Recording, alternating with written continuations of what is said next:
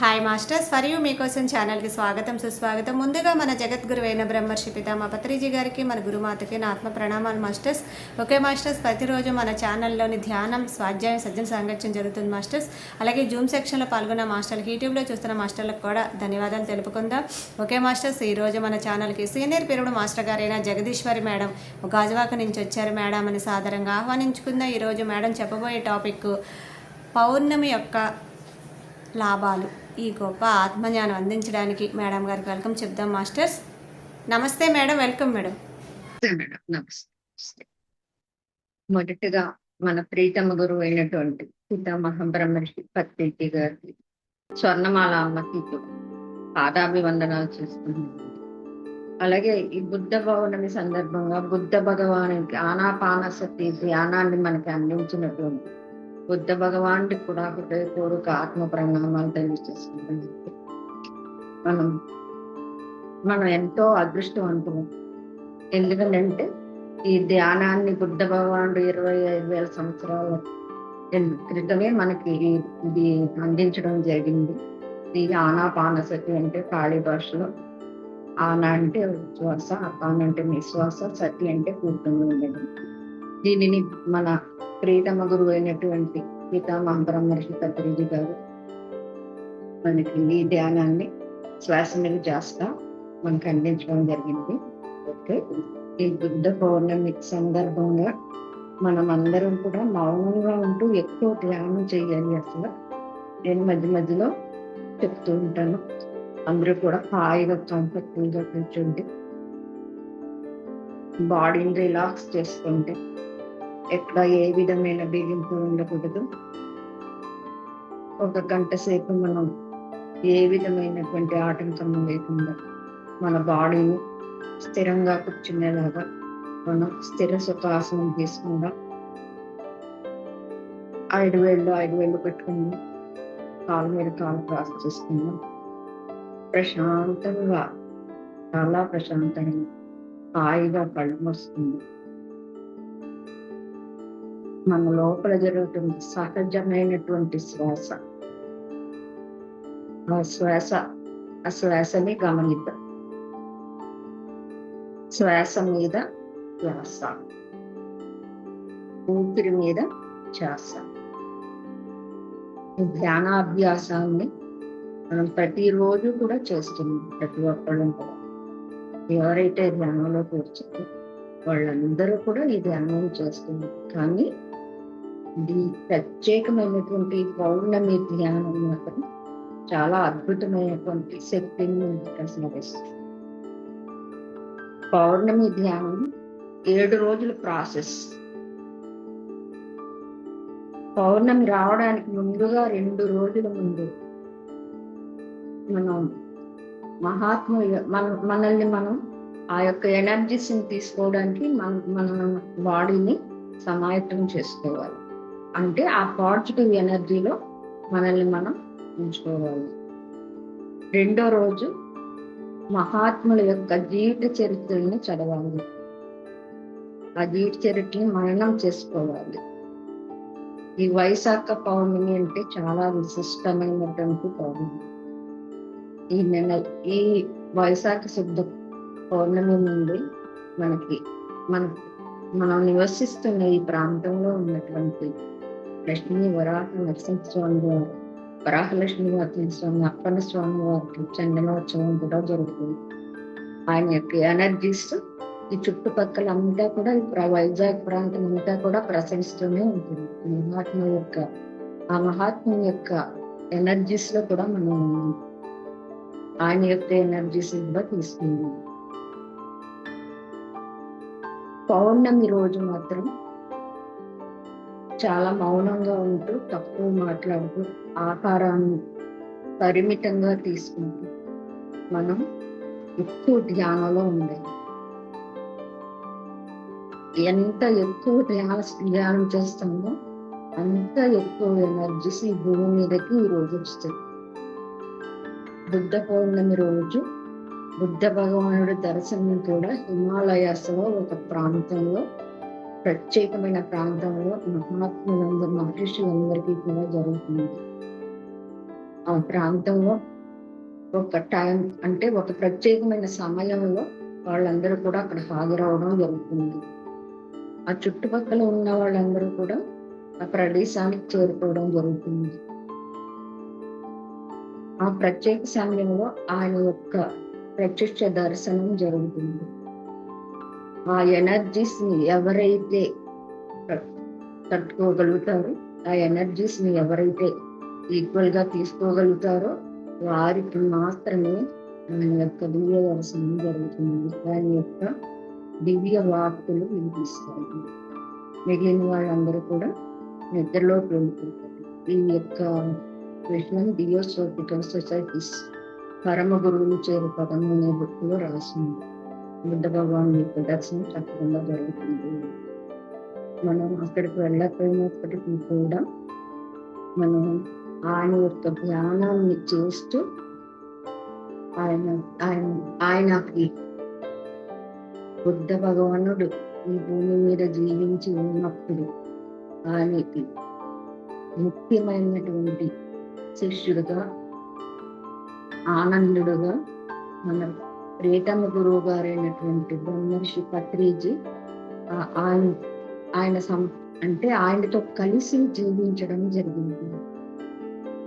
ఆయన last minute లో అంటే బాడీ వెకేట్ చేసేటప్పుడు ఆనందుడు నాకేమీ చెప్పలేదు స్వామి, నేనేమీ కూడా నేర్చుకోలేకపోయాను, నేను ఏమీ చేయలేకపోయాను, మీరు వెళ్ళిపోతున్నారని చెప్పి ఎంతో బాధపడుతూ ఆయన అడిగినప్పుడు ఆయన నేను ఒక్కనే ఈ బుద్ధుని కాదు, మా ఊరికి బుద్ధులు ఎంతో మంది ఉంటారు, నువ్వు ముందు కాలంలో నువ్వు కూడా దీన్ని అందరికీ అందించడానికి ఒక గురువుగా భూమి మీదకి వస్తావు అని చెప్పి ఆయన చెప్పడం జరిగింది. ఆనందుడే పితామహ బ్రహ్మర్షి పత్రిజీగా జన్మ తీసుకున్నారని ఆయనే ఒక ప్రసంగంలో చెప్పడం జరిగింది. నేను ఆనందుడిని, నేను ఆ ధ్యానాన్ని అందించడం కోసం భూమి మీదకి వచ్చాను అని చెప్పి.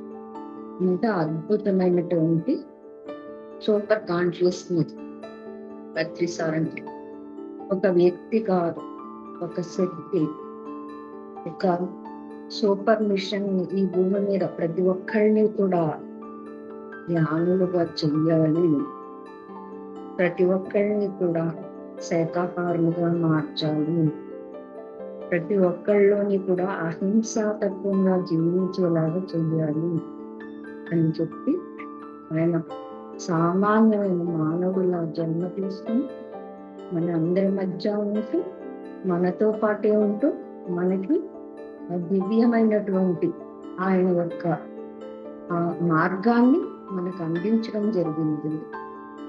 ఎవరైతే ఆ మార్గంలోకి వస్తామో దానిలోని అసలైన అర్థాన్ని గ్రహిస్తామో ఎవ్వరూ కూడా దాన్ని వదిలిపెట్టే ప్రశస్తే ఉంటుంది. ప్రతిసారి వచ్చేటప్పుడు భూమి మీదకి వచ్చేటప్పుడు మనం అందరం కూడా ఆయన వెనకాల వచ్చి ఆయన యొక్క మిషన్లో పాలు పంచుకుంటాము అని చెప్పి ఆయనతో పాటు మనం కూడా ఈ భూమి మీదకి వచ్చాము. ఎవరైతే అలా వచ్చారో వాళ్ళందరూ కూడా PSSM-లో మాస్టర్స్ గా ఉంటారు. ఇందులో మనం కూడా ఉన్నందుకు చాలా అదృష్టం ఉంటుంది. మనం పత్రిసార్కి అనేక పాదాభివందనాలు చేసుకుంటాం. మనం ధ్యానం చేద్దాం హాయిగా, చక్కగా మన శ్వాసని గమనించడం చాలా తేలికైన పద్ధతి. బుద్ధ భగవానుడు ఇచ్చినటువంటి ఈ పద్ధతి మనకి పత్రిసార్ ద్వారాగా శ్వాస మీద ధ్యాసగా అందించబడింది. దీనిని శ్వాస మీద ధ్యాస అంటే మనం లోపలికి తీసుకునే ఊపిరి, బయటికి వదిలే ఊపిరి.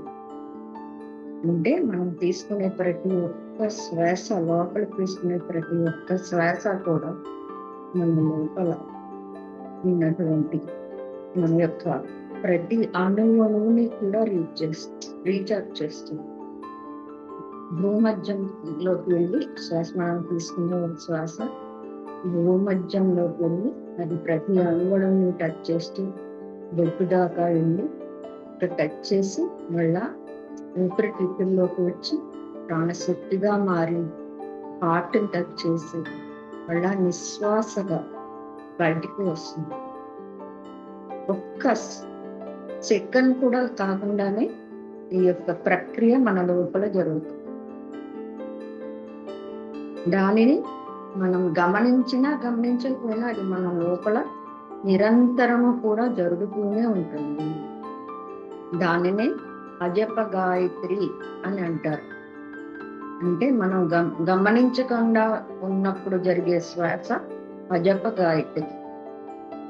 మనం ఎప్పుడైతే దాని మీద ధ్యాస ఉంచుతామో అది గాయత్రి మంత్రానికన్నా ఎక్కువ అనేక రెట్లు పనిచేస్తుంది. ఎప్పుడైతే ఆ శ్వాసను గమనిస్తామో ఇప్పుడు ఆ ప్రాణశక్తి 10 రెట్లు మన లోపలికి వస్తుంది. అతి సూక్ష్మమైనటువంటి బ్రహ్మరంధ్రం ద్వారా ఒక తల వెంట్రుకని 100 భాగాలు చేస్తే ఎంత సన్నగా ఉంటుందో అంత సన్నమైనటువంటి ఆ యొక్క బ్రహ్మరంధ్రము మన తలపైన ఉంటుంది. ఎవరైతే ధ్యానం చేస్తారో ఆ బ్రహ్మరంధ్రము ఓపెన్ అవుతుంది. సహజంగానే మనకి ఈ భూమి మీద జన్మ తీసుకున్న వెంటనే చిన్నపిల్లలకి అది ఓపెన్ అయ్యే ఉంటుంది. కానీ మన యొక్క ఆ పిల్లల మీద మనకున్న ప్రేమతో మనం ఈ సమాజాన్ని పరిచయం చేస్తూ అనేక వాళ్ళని చెప్పడం ద్వారా ఆ బ్రహ్మరంధ్రం ప్రాపంచికమైన విషయాల్లోకి వాళ్ళు ఎప్పుడైతే జ్ఞానంలోకి వస్తారో అప్పుడు ఆటోమేటిక్ గా ఆ యొక్క బ్రహ్మరంధ్రము మూసుకుపోతుంది. అప్పుడు ఎప్పుడైతే ఆ రంధ్రం మూసుకుపోతుందో అప్పుడు ధ్యాన స్థితి నుంచి బయటకు వచ్చేస్తుంది. తల్లి గర్భంలో ఉన్నప్పుడు కూడా ఆ బిడ్డ శ్వాసను తీసుకుంటూనే ఉంది ఆ యొక్క బ్రహ్మరంధ్రం ద్వారా. కానీ మనం ఈ భూమి మీద జన్మ తీసుకున్న తర్వాత కొన్ని రోజులకి 6 సంవత్సరాలు 7 సంవత్సరాలు వచ్చేటప్పటికి బ్రహ్మరంధ్రం మూసుకుపోతుంది. ఇప్పుడు మనం ఈ యొక్క ప్రపంచం యొక్క మాయలోకి వచ్చేస్తాము. ఈ నా తల్లిదండ్రులు, ఈ సమాజం, నేను ఫలానా కులం, ఫలానా దైవాన్ని పూజించాలి, ఫలానా ఆహారాన్ని తినాలి, ఫలానా కులంలో ఉన్నటువంటి ఆచార వ్యవహారాన్ని పాటించాలి అని చెప్పి తల్లిదండ్రుల ద్వారాగా సమాజం ద్వారాగా నేర్చుకున్నటువంటి ఆ మనస్సు అనబడి ఆ యొక్క ప్రక్రియ ద్వారాగా మనసులో మన యొక్క చిత్తంలో అవన్నీ కూడా ఏడవడం ద్వారాగా అదే మన యొక్క మైండ్ని వర్క్ చేస్తుంది. కాబట్టి మన జీవితం ఆసక్తులుగా మనం ఈ భూమి మీద ఒక మానవులము అనే మాయలో ఉండిపోతాం. ఎప్పుడైతే ధ్యానం చేస్తామో, ఎప్పుడైతే శ్వాసను గమనిస్తూ ఉంటామో అప్పుడు ఆ బ్రహ్మరంధ్రము ఓపెన్ అవుతుంది. నిరంతర ధ్యాన అభ్యాసం ద్వారాగా అది ఎలాబరేట్ అవుతుంది. మనం ధ్యానం చేస్తున్నా చేయకపోయినా కూడా ఆ యొక్క బ్రహ్మరంధ్రం ద్వారా అవిశ్వ శక్తి ప్రవాహం ఎంతో కాలంగా సాధనలో ఉన్న వారికి నిరంతరము జరుగుతుంది. యోగులకి వాళ్ళ యొక్క చర్మము మీద ఉన్నటువంటి చర్మ రంధ్రాల ద్వారా ముక్కు ద్వారాగానే తీసుకోకుండా వాళ్ళ యోగ స్థితిలోకి సమాధి స్థితిలోకి వెళ్ళిపోయినప్పుడు వాళ్ళ యొక్క చర్మ రంధ్రాల ద్వారా ఆ యొక్క శ్వాస లోపలికి జరుగుతూ ఉంటుంది. ఇంత అద్భుతమైనటువంటి ప్రక్రియతో మనం భూమి మీదకి వచ్చాం. ఏం చేస్తున్నాం? ధ్యానం అనేది మనకి తెలియక అజ్ఞానంలో జీవిస్తాం. ప్రతి ఒక్కళ్ళు కూడా ఈ ధ్యానంలోకి రావాలి అనే సంకల్పంతో ప్రతిసారి ఈ భూమి మీదకి వచ్చి ఆయన యొక్క మిషన్ పూర్తి చేసుకుని ఆయన తయారు చేయాల్సిన వాళ్ళు తయారు చేసి పైలోకానికి వెళ్ళిపోయి అక్కడి నుంచి ఆయన యొక్క కాన్షియస్నెస్ తో మనల్ని అందరినీ కూడా వర్క్ చేస్తుంది. అది మనం గ్రహించి నిరంతరము కూడా మనం ధ్యానం చేస్తూ మన చుట్టుపక్కల ఉన్న వాళ్ళకి కూడా ధ్యానాన్ని నేర్పించాలి. ఎవరికైనా సరే ధ్యానం ద్వారాగానే మాత్రమే వాళ్ళ యొక్క జీవితం ఉద్ధరించబడుతుంది. ఉద్ధరేద ఆత్మ ఆత్మజ్ఞానం అని చెప్పి శ్రీకృష్ణ భగవాన్ అని చెప్పి బుద్ధ భగవాన్ చెప్పారు కదా. అంటే మనకి మనల్ని ఎవ్వరూ ఉద్ధరించరు, మనల్ని ఉద్ధరించుకోవాలి అనే ఆత్మ సంకల్పం మనం ధ్యానం చేస్తే మనం హాయిగా కూర్చొని చక్కగా కూర్చొని శ్వాసను గమనించాలి. శ్వాస మీద ధ్యాస, ఊపిరి మీద ధ్యాస. శ్వాసానుసంధానమే ధ్యానము. ధ్యానం అంటే డీప్నెస్ ధ్యానము అంటే సూక్ష్మ శరీరాది సముదాయంతో ప్రయాణం చేయడం. అంటే మనం నిరంతర జ్ఞాన ప్రక్రియ ద్వారా ఈ శరీరం అని తెలుసుకున్నప్పుడు ఈ శరీరానికి మన యొక్క సూక్ష్మ శరీరానికి మధ్య ఉన్నటువంటి గట్టిగా శరీరాన్ని అతుక్కుని ఉన్నటువంటి ఆ సూక్ష్మ శరీరం రిలీజ్ అయ్యి అనేక లోకాలలో రేపరించి నేను స్వయంగా నేను ఆత్మస్వరూపము, నేను ఈ శరీరం కాదు తెలుసుకోవడం. ఆ స్థితికి ప్రతి ఒక్కళ్ళు కూడా రావాలి అంటే కూడా అద్భుతమైనటువంటి ధ్యాన సాధన చేయాలి. ఆ ధ్యాన సాధన ద్వారానే దాన్ని మనం ఉద్ధరించుకోగలము, అసలైన సత్యంలో జీవించగలము. ఈ పైన కనిపించేదంతా కూడా తాత్కాలికము. ఈ శరీరము ఉన్నంత వరకే ఈ యొక్క భూమి మీద ఉన్నటువంటి సౌకర్యాలు కానీ ఎమోషన్స్ కానీ బంధాలు కానీ నిలిచి ఉంటాయి. ఎప్పుడైతే ఈ శరీరాన్ని వదిలిపెట్టేస్తామో అవన్నీ కూడా మన నుంచి వెళ్తాయి. మనతో వచ్చేది మనం ఈ భూమి మీద నేర్చుకున్న జ్ఞానం. ఆ జ్ఞానాన్ని మనం అంటే నాలెడ్జ్ ఈజ్ డివైన్. మనం ఏదైతే ఆత్మ జ్ఞానాన్ని పొందుతామో అప్పుడు ఆ జ్ఞానమే మనం వెంట వస్తుంది. తర్వాత జన్మల నుంచి కూడా మనం ఆ జ్ఞానాన్ని మన లోపల మన యొక్క సబ్ కాన్షియస్ మైండ్ లో రికార్డ్ అయి ఉంటుంది.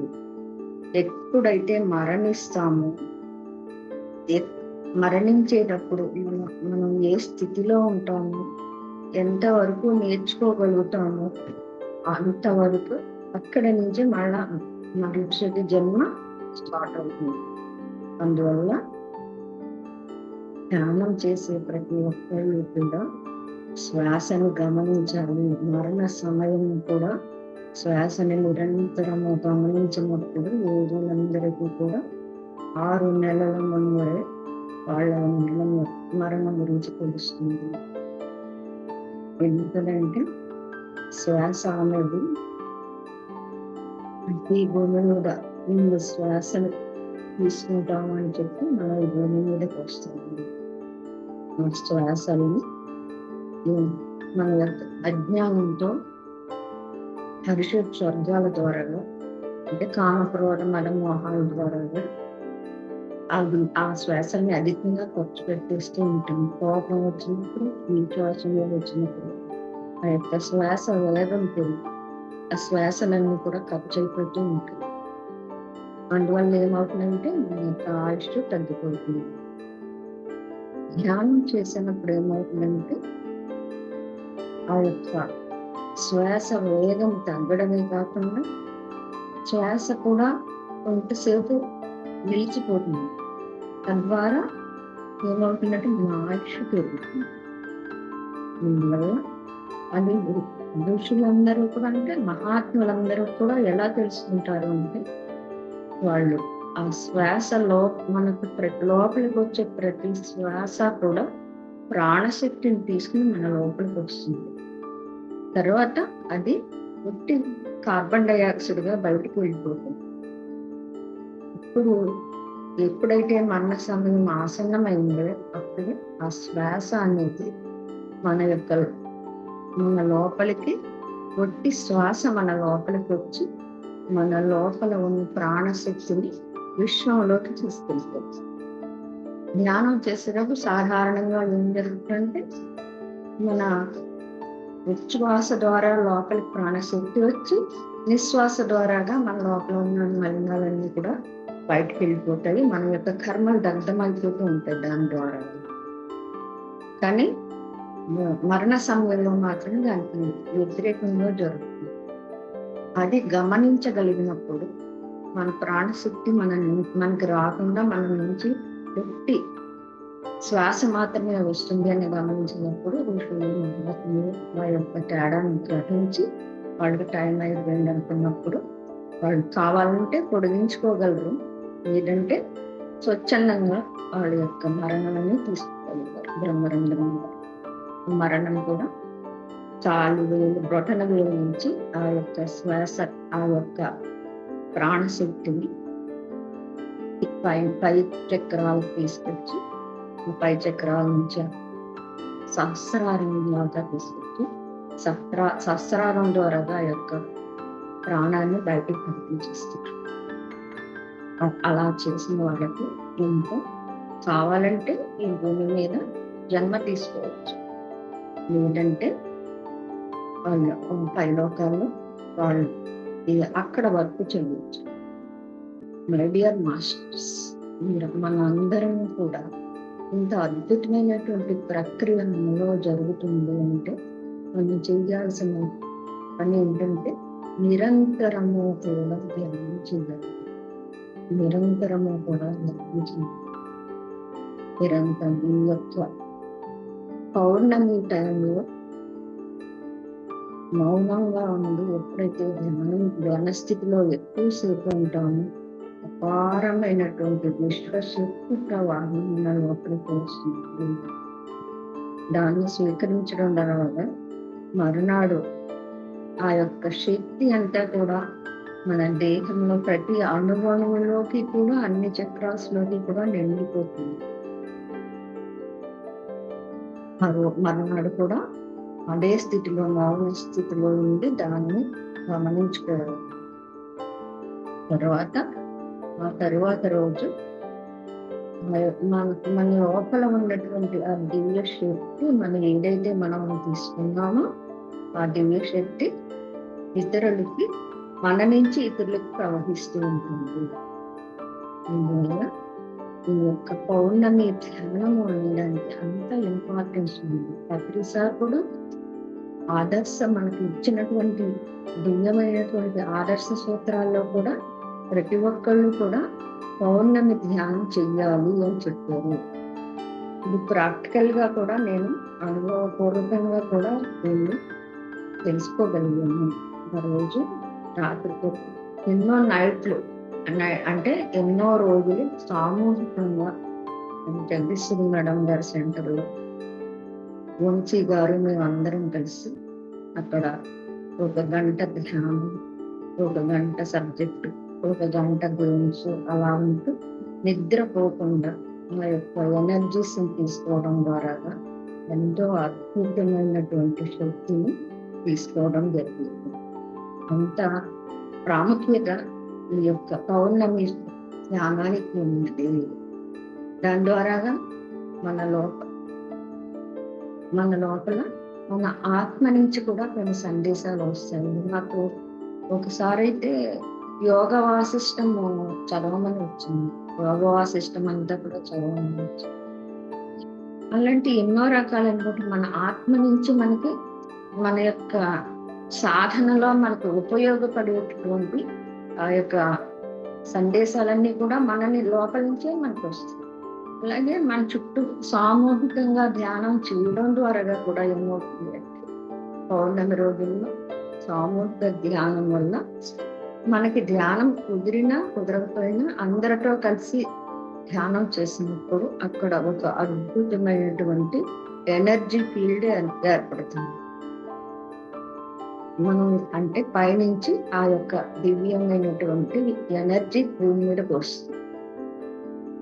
ఆ ఎనర్జీని ధ్యానంతో ఎవరైతే ధ్యానం చేస్తున్నారో తీసుకుంటున్నారో వాళ్ళందరూ తీసుకుంటూ కూడా ధ్యానం కుదరని వాళ్ళకు కూడా ధ్యానం కుదురుతుందట. ఆ ఎనర్జీ ఫీల్డ్ లో ఎవరైతే ఉంటారో వాళ్ళకి ధ్యానం అనేది కుదురుతుంది. ఇది మేమందరం కూడా చాలా ప్రాక్టికల్ గా తెలుసుకోవడం కూడా జరిగింది. అలా కొత్తలో ధ్యానం కుదరని వాళ్ళు కూడా మాకు అద్భుతంగా ధ్యానం కుదిరింది.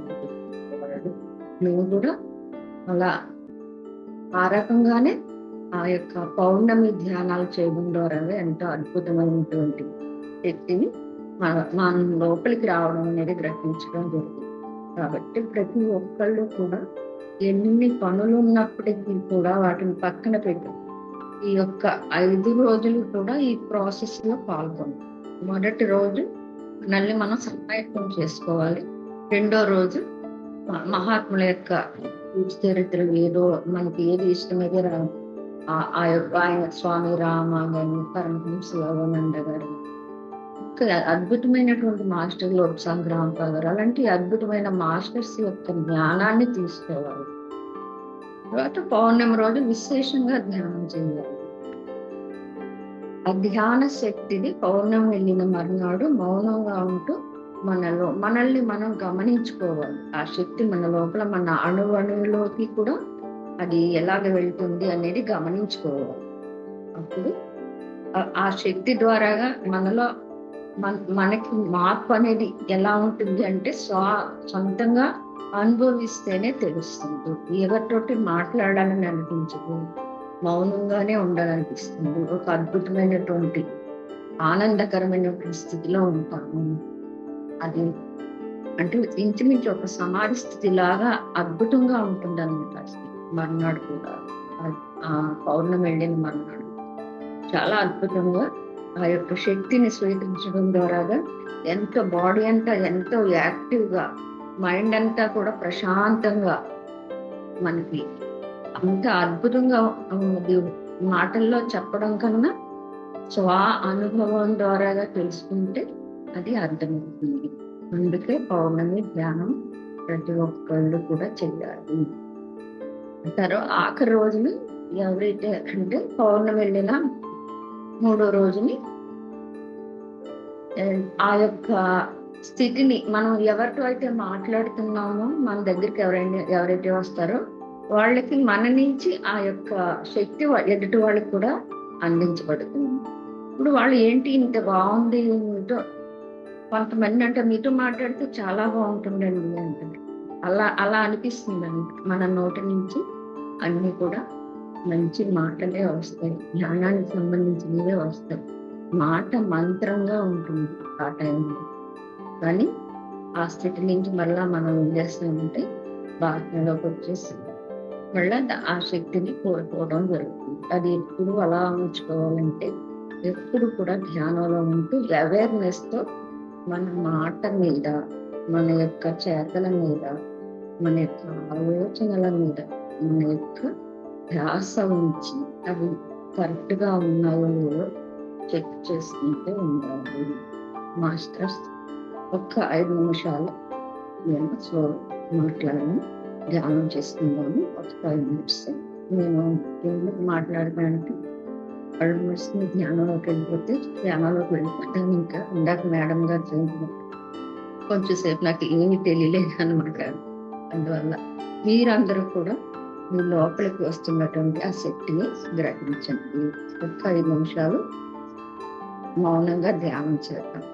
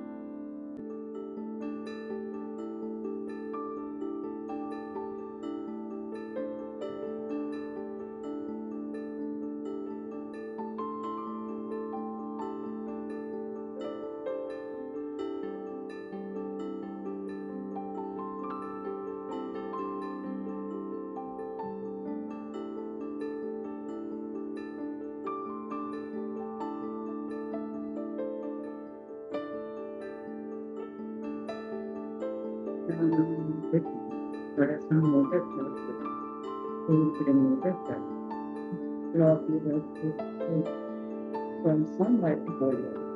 నాలుగు నిమిషాలు దాన్ని లోతులో వస్తున్నాయంటే వాటిని కట్ చేస్తూ మన శ్వాసను తగ్గడం, శ్వాస మెరుగా ఉంచాలి.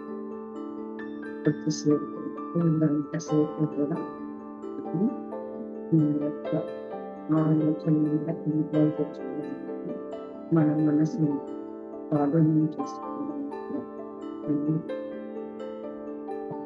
శ్వాసను గమనిస్తుంది. శ్వాసను గమనిస్తుంది. శ్వాసను సంతులనం ఎనర్జీని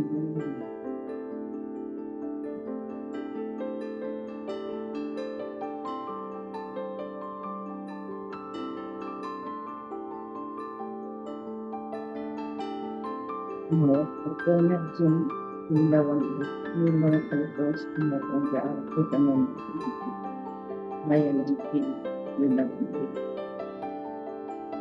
ఈ ఆలోచన కూడా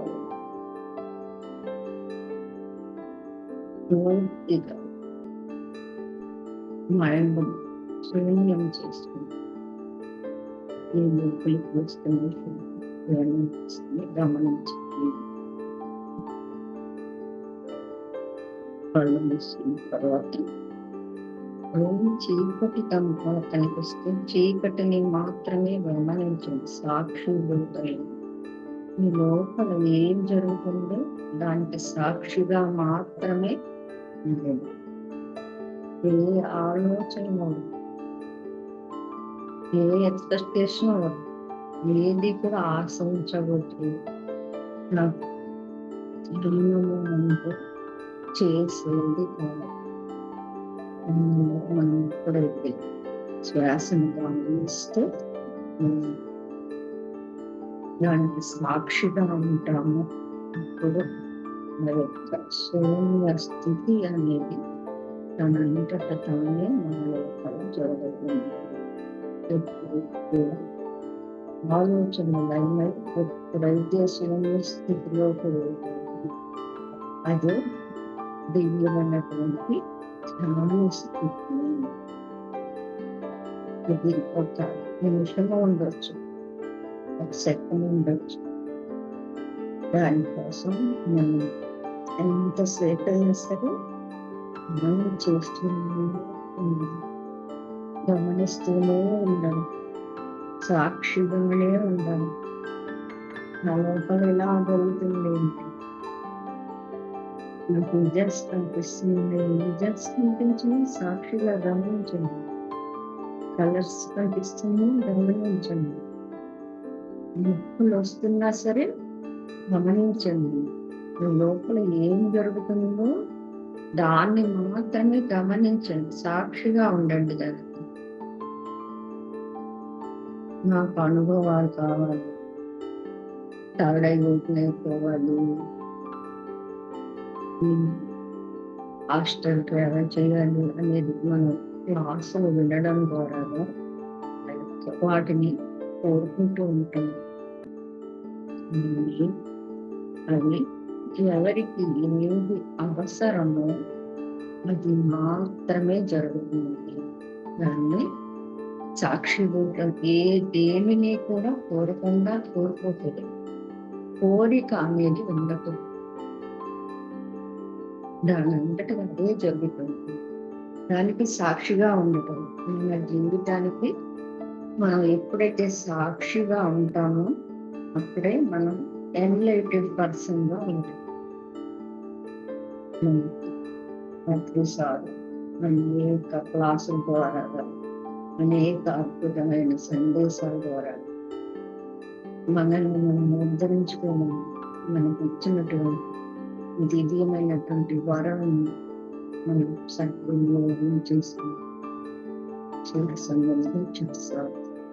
ఊపిరి మీద ధ్యాస, శ్వాసను చింతనము, ధ్యానము, ఆలోచన రహిత స్థితిలో ధ్యానము. ధ్యానం అంటే చేసేది కాదు, దానంతటది జరిగేది. దానికోసం మనం ప్రయత్నిస్తూ కదలకుండా స్థితిలోకి స్థిర సుఖ ఆసనంలో ప్రతి శ్వాసని ఎంతో ఒక శ్వాసను కూడా వదలకుండా సంకల్పంతో గమనించడం ద్వారా మనకి ఏది మన లోపల ఏది ప్రార్థిస్తే దానికి సాక్షిగా ఉండడం. ఈ భౌతిక జీవితంలో ఉన్నంతసేపు దానికి జరిగే ప్రతి ప్రక్రియకి ధ్యానంలో ఉన్నప్పుడు ధ్యానంలో లేనప్పుడు కూడా సాక్షిగా జీవించదు. No expectations. ఏది పోతే ఏది మనకి అవసరం దానంటే అదే మనకి వస్తుంది. విశ్వం మనకి మనం విశ్వానికి ఏమి ఇస్తున్నాము అదే విశ్వం నుంచి మనకి వస్తుంది. ఎప్పుడైతే ఈ విషయం తెలుసుకున్నామో అప్పుడు మనకి బుద్ధ భగవానుడు చెప్పాడు కదా, ప్రతి కారణం ఏంటంటే కోరికలు చూస్తున్నాం. మితి మీరిన కోరికల వల్లనే దుఃఖం అనేది వస్తుంది. దానికి మార్గమే అష్టాంగ మార్గాన్ని ఇచ్చారు. మార్గంలో నడవడం నడుస్తూ సాధన చేయడానికి మనకు ఆ మార్గాన్ని ఇచ్చారు.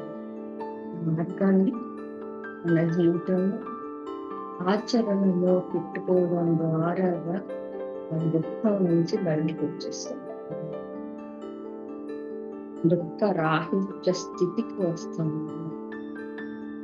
ఆత్మస్థితిలో జీవిస్తాము. ఆత్మస్థితి అంటే ఆనందం.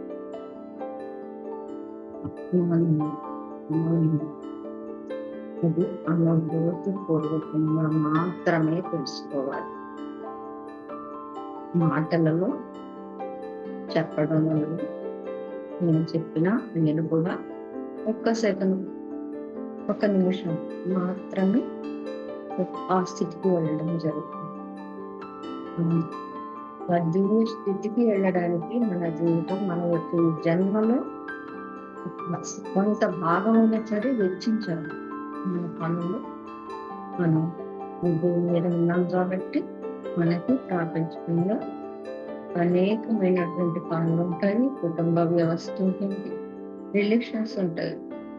వాటిని అన్నిటినీ కూడా పరిపూర్ణంగా సమర్థవంతంగా నిర్వహించుకున్న తర్వాత కొంత ఖాళీ టైం మనకు ఉంటుంది కదా, ఆ టైం సద్వినియోగం చేసుకోవాలి. ఇది కేవలం శరీరపరమైనటువంటి జీవిత ప్రాపంచికం. శరీరానికి సంబంధించి ఆత్మ ఎదుగుదలకి, సోల్ ఎదుగుదలకి కావాల్సిన లెర్నింగ్ ఏంటంటే ధ్యానం. ధ్యానం ద్వారాగా మనల్ని మనం తెలుసుకోవాలి. ప్రతి సోల్ యొక్క పరమాత్మ ఆ పరిపూర్ణ స్థితికి వెళ్ళడమే ప్రతి సోల్ కూడా ఈ భూమి మీదకి లెసన్స్ నేర్చుకోవడానికి ఇది ముందరికి వస్తుంది. నేను కంగారు ఎన్నో జన్మలు పుడతాయి, కానీ ఈ క్షణం మనం పర్ఫెక్ట్ గా ఉన్నామా? ఈ క్షణాన్ని సద్వినియోగం చేసుకుంటున్నామా? ఈ రోజు బాగా ఉన్నామా? Check yourself. ప్రతిరోజు కూడా మనల్ని మనం చెక్ చేసుకోవాలి.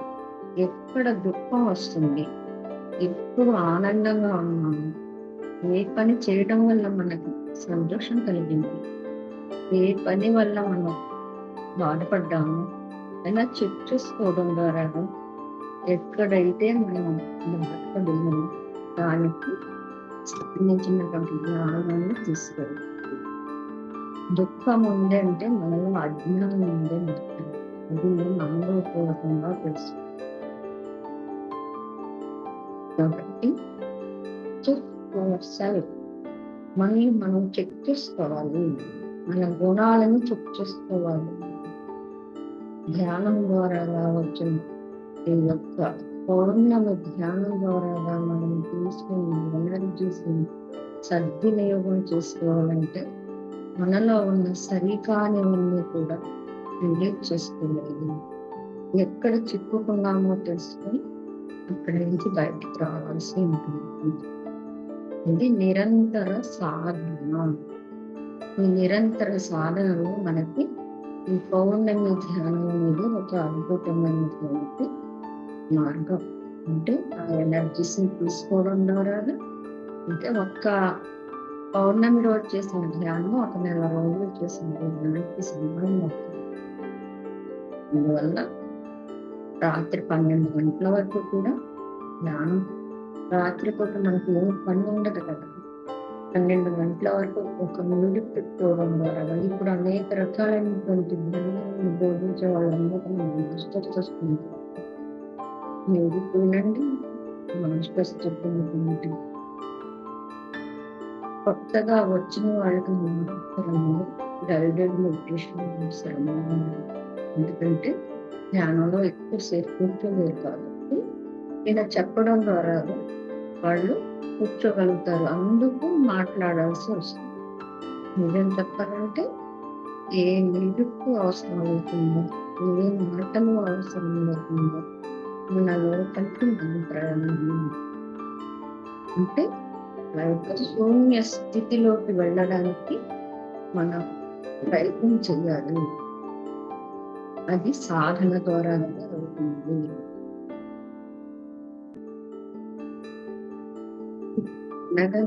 రాదు అతిశం నిలచుండు, నినగా వేరు తీయకుండు, సాధన సమకూరు తరాలు అని చెప్పి మహర్షులు చెప్పే ప్రయాణం. అంటే శ్రీకృష్ణ పరమాత్మ ద్వారా వైరాగ్యం ద్వారా, అభ్యాసం ద్వారా మనం ఆ యొక్క స్థితికి వెళ్ళగలము. ఫస్ట్ మన గురించి మనం ఒక ఆత్మస్వరూపులము అనే సత్యాన్ని తెలుసుకున్న తర్వాత ఆత్మ జ్ఞానము అనే ప్రయాణంలో మనం తీసుకునే ప్రతి స్టెప్ కూడా మనకి ముందుకు తీసుకెళ్తాము. ధ్యానం చేద్దాం. ధ్యానం అంటే తపస్సు. ఇంట్లో మనం కూర్చొని చక్కగా కూర్చొని ఏ ఆడవాళ్ళకి వెళ్ళాల్సిన అవసరం లేకుండా, ఏ హిమాలయాలకు వెళ్ళాల్సిన అవసరం లేకుండా మనం కంఫర్టబుల్గా కూర్చొని ఈ ధ్యాన ప్రక్రియ ద్వారా మనం మన యొక్క జీవిత ధ్యేయమైనటువంటి ఈ సోల్ ప్రయాణంలో ఉన్నత స్థితికి వెళ్ళడానికి మార్గమైన ఈ జ్ఞానాన్ని ప్రతి ఒక్కళ్ళు చిన్న పిల్లలు, పెద్దవాళ్ళు, ఎవరైనా ఎంతో కొంత ఆ యొక్క మార్పు అనేది సంభవిస్తుంది. చిన్నపిల్లలకి చిన్నప్పటి నుంచి ధ్యానం చేయడం ద్వారా వాళ్ళకి సంకల్ప శక్తి అనేది పెరుగుతుంది. వాళ్ళ జీవితం అద్భుతంగా ముందుకు సాగుతుంది. ఏకాగ్రత అన్నీ పెరుగుతాయి. వాళ్ళ గురించి వాళ్ళకి సంపూర్ణంగా అర్థం చేసుకునే శక్తి ఉంటుంది. డిపెండ్ అవ్వాల్సిన అవసరం ఉంది. అందువల్లనే ముందుగా చిన్న పిల్లలందరికీ కూడా ఈ ధ్యానాన్ని నేర్పించాల్సిన అవసరం ఉంటుంది. చాలా చోట్ల స్కూల్స్ లో కూడా ధ్యానాన్ని పిల్లల చేత చేస్తారు. ఈ ఉద్యమం ఉధృతమైంది. ప్రతి ఒక్క పిల్లలు జన్మ తీసుకున్న వాళ్ళందరూ కూడా ధ్యానంలోకి రావడం ద్వారా, శాకాహారం తీసుకోవడం ద్వారా, పిరమిడ్స్ ని నిర్మించుకుని దాని యొక్క శక్తిని తీసుకోవడం ద్వారా ఆత్మ యొక్క ఎదుగుదలకు మనం ముందుకు వెళ్ళడానికి ప్రయత్నం. మై డియర్ మినిస్టర్స్, ధ్యానం అనేది మాటల్లో చెప్పాల్సింది, చేయాల్సింది. దానికి ఉన్నటువంటి ప్రత్యేకమైనటువంటి పవిత్రమైనటువంటి విలువ తెలుసుకున్నప్పుడు మన జ్ఞానాన్ని ఎప్పుడూ వదలదు. మన జీవితంలో మొదటి ప్రిఫరెన్స్ ధ్యానంకే ఇవ్వాలి. ధ్యానం చేస్తున్నప్పుడే మన జీవితం పర్ఫెక్ట్. ప్రపంచం జీవితం అంతా కూడా కరెక్ట్ అయిపోతుంది. ఎలా మాట్లాడాలో తెలిసిపోతుంది, ఎలా జీవించాలో తెలిసిపోతుంది. ధ్యానం లేనప్పుడు ప్రతిసారి చెప్పినట్టు గుడ్డెద్దు చేలో పడ్డట్టు ఏం చేయాలో తెలియదు, ఎలా మాట్లాడాలో తెలియదు, ఎలా జీవించాలో తెలియదు. కేవలం ఈ భూమి మీదకి వచ్చాం కాబట్టి బతకాలి, బ్రతకడానికి కావాల్సినటువంటి నీడ్నెస్ కోసమే మనం జీవించడం జరుగుతుంది. దాన్ని బ్రతకడం అని అంటే, జీవించడం అని అంటే మనలో ఉన్నటువంటి దివ్య శక్తిని తెలుసుకుని దాన్ని పైకి తీసుకొచ్చే ఈ ధ్యాన మార్గాన్ని ఎవరైతే అనుసరిస్తారో వాళ్ళ యొక్క జీవితం పరిపూర్ణమైన స్థితికి తీసుకెళ్తుంది. ఇది స్వ అనుభవం ద్వారాగా ఎవరికి వాళ్ళు తెలుసుకోవలసిన సత్యము. అందరిలోని కూడా, ప్రతి ఒక్కరిలోని కూడా అంతర్గతంగా ఈ యొక్క ఆత్మ జ్ఞానము అనే జ్ఞానం లోపల అంతర్గతంగా ఉంది. ఓషోజీ అంటారు, నిద్రపోతున్న బుద్ధులు, మెలకువగా ఉన్న బుద్ధులు అంటారు. అంటే మనం ఎప్పుడైతే ధ్యాన స్థితి మన పట్ల మనకి ఎప్పుడైతే అవేర్నెస్ లేకుండా జీవిస్తామో మెలకుగా ఉన్నా కూడా నిద్రపోతున్నట్టే లెక్క ఆయన ఉద్దేశంలో. అందువల్ల ఏంటంటే ఆ స్థితిని తెలుసుకున్న వాళ్ళు నిద్రపోతున్న బుద్ధుల్ని మేల్కొల్పాలి అని చెప్పి. ఎందరో మహాత్ములు, ఎంతమందో మనకి జీవితం ఎలా ఉండాలి, జీసస్ క్రైస్ట్, బుద్ధ భగవానుడు, ఇంకా స్వామి రామ, లోక్ సంగ్రాంప గారు, ఇంకా ఎంతో మంది అద్భుతమైన మాస్టర్స్ వాళ్ళ యొక్క జ్ఞానాన్ని మనకి అందించారు. కానీ ఆ జ్ఞానాన్ని, ఇలాంటి జ్ఞానం ఉండి ధ్యానం చేయడం ద్వారా ఇలా అద్భుతమైన స్థితి ఉంటుంది అని తెలియపరచాలి అంటే ప్రతి ఒక్కళ్ళు ధ్యానం ఎవరైతే చేస్తున్నారో వాళ్ళందరూ కూడా జ్ఞానాన్ని ప్రచారం చేయాలి. మనస వాచ కర్మణ ధ్యానాన్ని చేస్తూ మనల్ని మనం సరైన పద్ధతిలో ఎంచుకుంటూ క్రమశిక్షణతో ఉంటూ మన జీవితాన్ని మనం చక్కగా జీవించగలుగుతూ ఆ మార్గాన్ని ఇతరులకు కూడా తెలియపరచాలి. దీని ద్వారాగా మేము ఇంత చక్కగా జీవిస్తున్నాం, మీరు కూడా ధ్యానం చేయండి. మీరు సమస్యలు అనేవి తొలగిపోవు, కానీ వాటిని పరిష్కరించుకునే శక్తి అనేది ధ్యానం ద్వారాగా వస్తుంది. ఒక సమస్య ఉంది అంటే దాన్ని మనకి ఒక సవాల్ అన్నమాట. దాన్ని మనకి ఇవ్వబడింది అంటే దాన్ని సాల్వ్ చేసుకునే శక్తి కూడా మన లోపల ఉంది. అది సాల్వ్ చేసుకుని దాని నుంచి జ్ఞానాన్ని ఎప్పుడైతే పొందుతామో అప్పుడు అది మన సోల్ లెర్నింగ్ లో ఒక మెట్టు పైకి ఎదుగుతాము అని చెప్పి ఒక మాస్టర్ ఎంత అద్భుతంగానో చెప్పారు.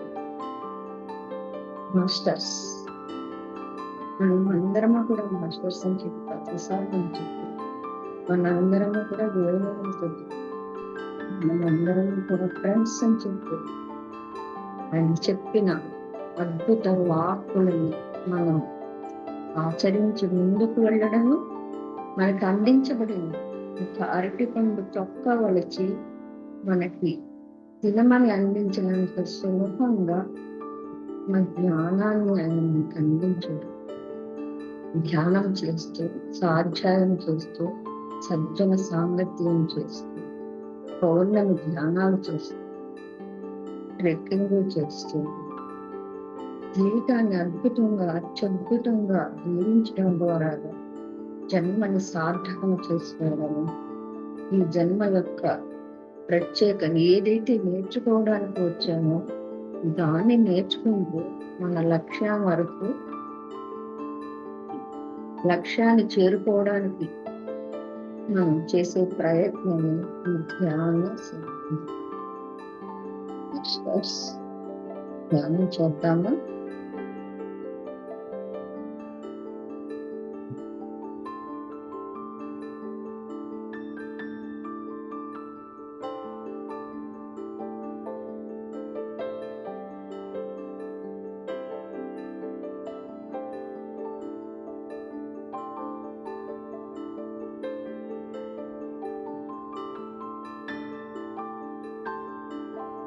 శ్వాసను చేస్తాం, ఊపిరిని చేస్తాం, శ్వాసను జీవితంలో ధ్యానం. మన లోపల తీసుకునే ప్రతి ఒక్క శ్వాస మన లోపల ఉన్నటువంటి ప్రతి మన బాడీలో ఉన్నటువంటి ప్రతి అణువును కూడా రీఛార్జ్ చేస్తుంది. బయటకు వచ్చే ప్రతి నిశ్వాస కూడా విశ్వమంతా అనంతంగా వ్యాపించి ఉన్నటువంటి పరమాత్మ చుట్టూలో విలీనమవుతుంది. శ్వాసను గమనిస్తున్నాము అంటే ఆ పరమాత్మతో కలిసి మనం జీవిస్తున్నాము. ఆయన యొక్క 2 చరణాలు ఈ యొక్క ఉచ్ఛ్వాస నిశ్వాస, వాటిని పట్టుకోవడం ద్వారా మనం ఆ దివ్య స్థితిలోకి వెళ్ళగలం. శ్వాస మీద చేస్తాం, శ్వాస చిన్నము ధ్యానము, ఆలోచనల అద్భుత స్థితిలో ధ్యానము. ఇబ్బంది పళ్ళు మోసుకొని ఈ మధ్యలో విశ్రాంతిగా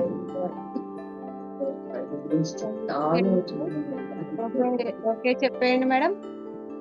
ఓకే మేడం.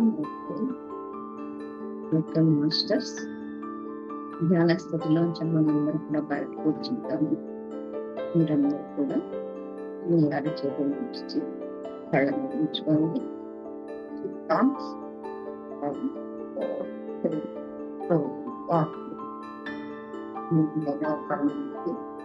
ఆ యొక్క అద్భుతమైన స్థితిని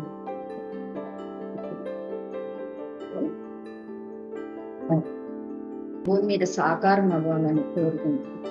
ప్రతి ఒక్కళ్ళు కూడా ధ్యానంగా కృతజ్ఞతతో తెలియజేసుకుంటున్నారు. Thank you masters. Thank you madam, thank you so much madam. For you మీకోసం మన ఛానల్కి వచ్చి ఎంతో గొప్ప ఆత్మజ్ఞానం అందించిన జగదీశ్వర్ మేడం గారికి, జ్యోతి గారికి ధన్యవాదాలు తెలుపుకుందాం మాస్టర్స్. ప్రతినిత్యం ఎరుకతోటి ధ్యానం, స్వాధ్యాయం, సజ్జన సాంగత్యం చేద్దాం మాస్టర్స్. అందరి చేత చేయిద్దాం మాస్టర్స్. వైజాగ్కి మెగా పిరమిడ్ రావాలని పరమ గురువుల కోరిక, పత్రిగారి కోరిక, పత్ర మేడం కోరిక. మనం అందరం సంకల్ప ధ్యానం చేసి వైజాగ్ మెగా పిరమిడ్ వచ్చేలా చేద్దాం masters. Thank you masters. Thank you.